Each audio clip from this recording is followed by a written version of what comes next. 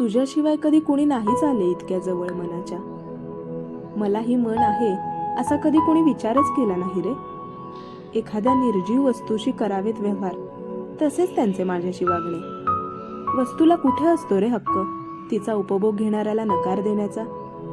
कधी नाही म्हणू शकले नाही आणि म्हणूनच वापरली गेले वस्तूसारखी. विसरूनच गेले होते मी माझे अस्तित्व.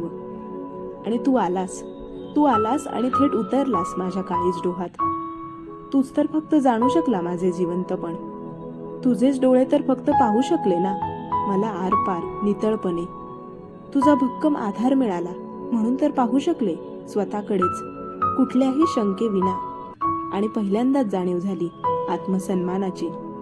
तूच जागवलेस आत्मभान माझ्या हरवलेल्या नजरेमध्ये आणि हात देऊन सावरले तू मला आत्मघाताच्या वाटेवरून.